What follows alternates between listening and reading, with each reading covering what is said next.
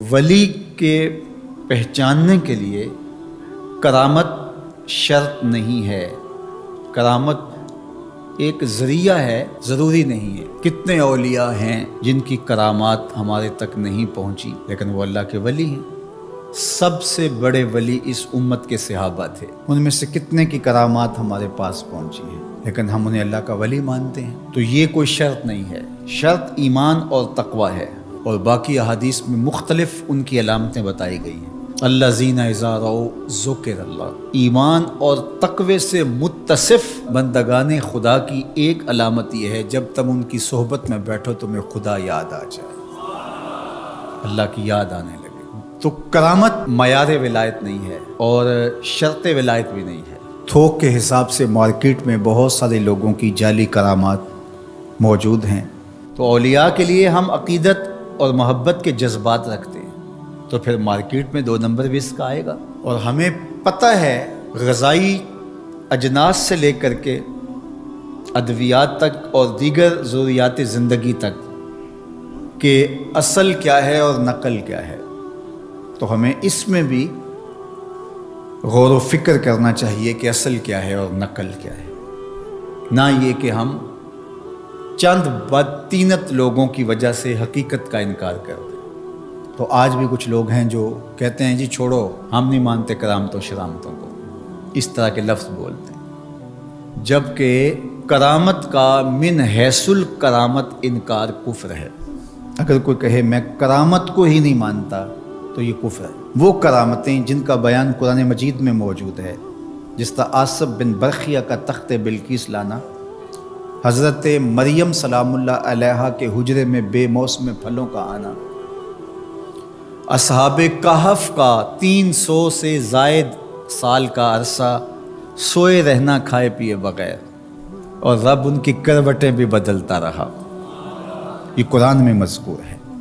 تو اس کا انکار بھی کفر ہے، قرآن کا انکار لازم آتا ہے۔ اگر کسی کرامت کا بیان حدیث سے متواتر میں ہو تو اس کا انکار بھی کفر ہے، لیکن ایسی کوئی کرامت نہیں جس کا ذکر حدیث متواتر میں ہو۔ البتہ احادیث مشہورہ اور احادیث احاد میں کرامات کا بیان موجود ہے، تو ان کا انکار بھی گمراہی ہے۔ جس طرح وہ 3 لوگ جو غار میں پھنس گئے تھے، انہوں نے پھر دعائیں کی اور پتھر ہٹا، جریج کا واقعہ موجود ہے، صحابہ کی کرامات موجود ہیں، حضرت عمر کے رکے سے دریائے نیل کا چلنا، اس طرح جو مسلمہ بزرگ ہیں ان کی کرامات کا انکار کرنا محرومی ہے۔ لیکن یہ بات بھی ذہن میں رکھے کہ کرامت اللہ کی طرف سے بندے کو دی جانے والی ایک عزت ہے، لیکن ولی کی زندگی کا مقصود رضائے الہی کی طلب ہے، کرامتوں کی طلب نہیں۔ لیکن عمومی طور پہ ہمارے اسٹیجوں کے اوپر اولیاء کے حوالے سے جو بات کی جاتی ہے، بس آپ سننے کے لیے بیٹھے ہیں اور خطیب صاحب نے کان پہ ہاتھ دھرا اور 2-4 کرامتیں سنائی اور چلے گئے، معیار بتایا ہی نہ، جس کے نتیجے کے اندر بہت سارے عوام اس سے غافل ہوتے ہیں۔ میں اللہ کا شکر ادا کرتا ہوں کہ ہم نے ہمیشہ اس بات کا التزام کیا ہے کہ لوگوں کے سامنے پوری تصویر رکھیں، کیونکہ مجھے اس بات کا احساس ہے کہ آپ لوگ کتنی محنت کر کے کہاں کہاں سے چل کے آتے ہیں، پورے پاکستان میں بلکہ پوری دنیا میں ہم جہاں گئے ہیں، ہمارے سامنے جو لوگ آ کے بیٹھتے ہیں زیادہ تر طبقہ باشعور لوگوں کا ہوتا ہے، تو پھر ہماری ذمہ داریاں اور زیادہ بڑھ جاتی ہیں کہ ہم جو ہے وہ ان کے سامنے وہ بات کریں جو بات کرنی چاہیے۔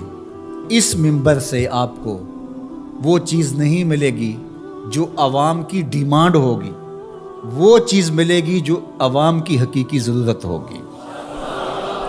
اس پر میں بھی اللہ کا شکر ادا کرتا ہوں، اس پر آپ کو بھی اللہ کا شکر ادا کرنا چاہیے، اور نہ یہ کہ کچھ 2 نمبر لوگوں کے رد عمل میں ہم حقیقت کا انکار کرتے ہیں، جس طرح معتزلہ کر رہے ہیں، اور ایک طبقہ وہ ہے جو رتب و یابس کو قبول کر رہا ہے، اور آپ نے ایسے شخص، ایسے لوگ کہ جو اچھے انسان بھی نہیں ہیں، لوگوں کو دیکھا ہے کہ ان کو ولی مان رہے ہیں اور ان سے اپنی حاجتیں طلب کر رہے ہیں، ان کو ہادی مان رہے ہیں، مرشد مان رہے ہیں۔ وہ شخص جو خود آشنا بھی نہیں ہے، وہ تمہیں منزل آشنا کیسے کرے گا؟